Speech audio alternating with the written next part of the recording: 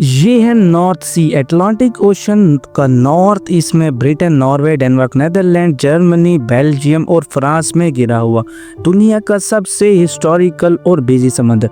ये समंदर अपने अंदर बहुत से खजाने, मिस्ट्रीज और तारीखी कहानियां छुपाए हुए हैं।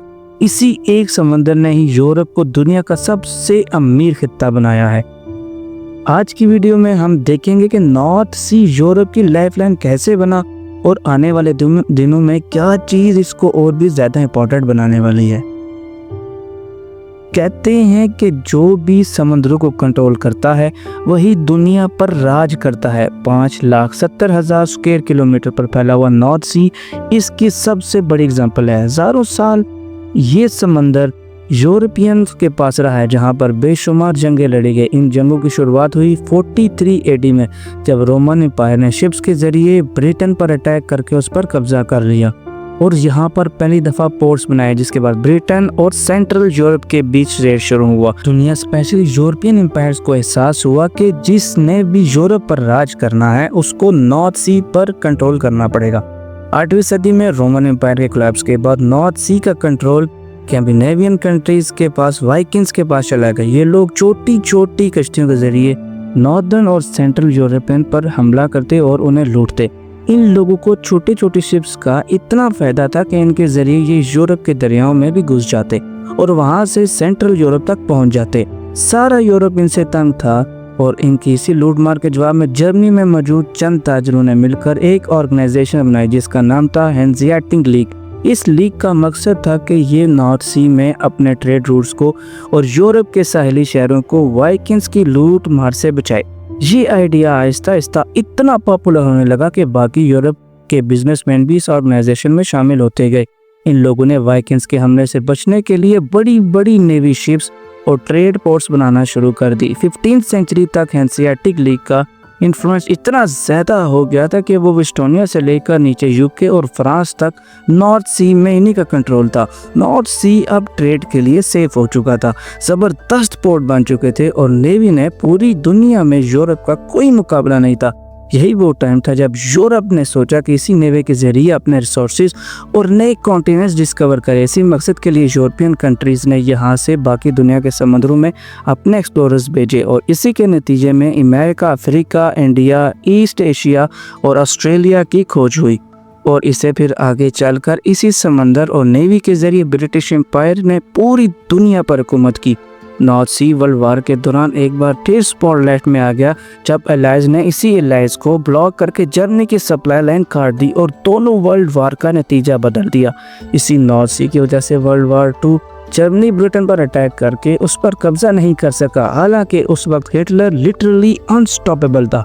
वर्ल्ड वार 2 खत्म होने के बाद इसी नॉर्थ सी की वजह से असलहा और सारे असलहा डंप कर दिए गए। बॉस, आज भी नॉर्थ सी की टाइम में तकरीबन 1.5 मिलियन टन का गोला बारूद मौजूद है जो पिछले 70 साल से समंदर के नीचे पड़ा है। नॉर्थ सी की वजह से सिर्फ गोला बारूद ही नहीं बल्कि और भी बहुत कुछ था जो यूरोप को ट्रेड, कम्युनिकेशन और इकोनॉमिक डेवलपमेंट में का हब बनाने वाला था। नॉर्थ सी एक इम्पॉर्टेंट मिलिट्री स्ट्रेटेजी कंपोनेंट था, लेकिन वर्ल्ड वार 2 के बाद आपस में लड़ने वाले ये सब यूरोपियन कंट्रीज इकट्ठे हो गए, नेटो के मेंबर बन चुके थे। नॉर्थ सी के साथ कोस्ट लाइन शिप्स करने वाले हर कंट्री को एक एक्सक्लूसिव इकोनॉमिक जोन दे दिया गया, जिसके मुताबिक इस जोन के अंदर निकलने वाले रिसोर्सेज और ट्रेड एक्टिविटीज पर उसी रिस्पेक्टिव कंट्रीज का हक होगा।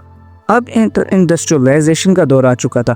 जैसे जैसे इंडस्ट्रीज लग रही थी, कंज्यूमरिज्म भी बढ़ रहा था और साथ साथ ऑटोमोबाइल्स की भी डिमांड बढ़ रही थी और ये सारी एक्टिविटी जिस एनर्जी सोर्स के दम पर की जा रही थी वो था ऑयल।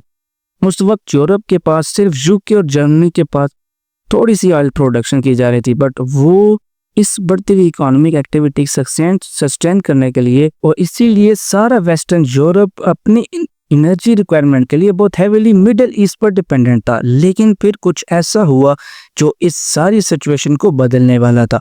1959 में नेदरलैंड में ग्रोनिंगलैंड के बाद बहुत बड़े नेचुरल गैस के रिजर्व डिस्कवर हुए। इस डिस्कवरी के बाद सब north European country specially UK और नॉर्वे ने बहुत एक्सपेसिवली नॉर्थ सी में ऑयल और गैस की तलाश शुरू कर दी, क्योंकि नॉर्थ सी में सबसे बड़े इकोनॉमिक जोन इन्हीं दोनों कंट्रीज के थे। ज़बरदस्त एक्सप्लोरेशन कैंपेन्स लॉन्च की गई, एक्सटेंसिव ड्रिलिंग की गई, मगर 200 अटेम्प्ट्स के बाद कुछ भी नहीं निकला। सब लोग मायूस हो चुके थे, लेकिन फिर 1969 में फिलिप्स पेट्रोलियम नामी कंपनी ने एक आखिरी ट्राई करने की ठान ली और इस दफा नॉर्वे के ईईजी जोन में बिल्कुल कॉर्नर में, जहां यूके, नेदरलैंड, जर्मनी और डेनमार्क के ईईजी मिलते हैं, वहां पर ड्रिलिंग शुरू कर दी और लकीली यहाँ पर बहुत बड़े ऑयल रिजर्व डिस्कवर हुए। इस डिस्कवरी ने नॉर्वे की तकदीर बदल दी। फिश और लकड़ी एक्सपोर्ट करने वाला एक करीब सा कंट्री अब दुनिया का सबसे ऑयल प्रोड्यूसर बन चुका था। कुछ ही अरसे में यूके भी यहाँ पर ऑयल और गैस रिजर्व डिस्कवर कर चुका था। इन डिस्कवरीज के बाद यूके अपनी 90% ऑयल रिक्वायरमेंट इस नॉर्थ फील्ड से पूरी करता था और उससे सिर्फ 10% ऑयल बाहर से इंपोर्ट करना पड़ रहा था। इन्हीं ऑयल रिजर्व्स की वजह से आज बाकी यूरोपियन कंट्रीज के मुकाबले में यूके अपनी एनर्जी रिक्वायरमेंट पूरी करने के लिए किसी एक्सटर्नल कंट्री पर डिपेंडेंट नहीं। इसीलिए रशिया यूक्रेन वॉर के बाद भी उसे उस शिद्दत से एनर्जी क्राइसिस का सामना नहीं करना पड़ा जैसा कि जर्मनी और बाकी कंट्रीज को करना पड़ा है। तो इन शेल अगर देखा जाए तो नॉर्थ सी यूरोपियन कंट्रीज की इकोनॉमी के लिए बैकबोन की हैसियत रखता है, लेकिन नॉर्थ सी से ये रिसोर्सेज निकालना कोई आसान बात नहीं, क्योंकि यहाँ बहुत से तूफान आते रहते हैं जिसकी वजह से समंदर के तेवर भी अक्सर खराब रहते हैं। पिछले 60 सालों में यहाँ बहुत से एक्सीडेंट्स भी हो चुके हैं और कई हजार लोग अपनी जान से भी हाथ धो बैठे हैं। अक्सर अटलांटिक ओशन के आने वाले लहरों से नॉर्थ सी में लहरें खतरनाक हद तक ऊंची हो जाती हैं और यहाँ से गुजरने वाले समुद्री जहाज़ों को बहुत ही ज़्यादा मुश्किल सामना करना पड़ता है। इसीलिए नॉर्थ सी के अंदर ऑयल और गैस के रिजर्व खत्म होते जा रहे हैं और हो सकता है कि नॉर्थ सी के डायनामिक्स टोटली चेंज हो जाए। खैर, आने वाले वक्त में जो भी हो, एक बात तो बड़ी क्लियर है कि आज के वर्ल्ड मैप को शेप करने में इस नॉर्थ सी का बड़ा हाथ है। कहा जाता है कि मेडिटेरियन सी ने क्लासिक वर्ल्ड मैप के लिए डिफाइन किया था, जबकि अटलांटिक ओशन ने वर्ल्ड मैप बनाया और अब पैसिफिक ओशन फ्यूचर का वर्ल्ड मैप डिफाइन करने जा रहा है, क्योंकि दुनिया की 3 बड़ी पावर्स पैसिफिक के ऊपर अपना कंट्रोल हासिल कर रहे हैं। तो एक चाइना, रशिया और तीसरी अमेरिका। ये समंदर ही हमारी दुनिया का फ्यूचर है और इसीलिए वर्ल्ड सुपर पावर बहुत तेजी से इनका कंट्रोल लेने की कोशिश करने के लिए हासिल कर रही हैं।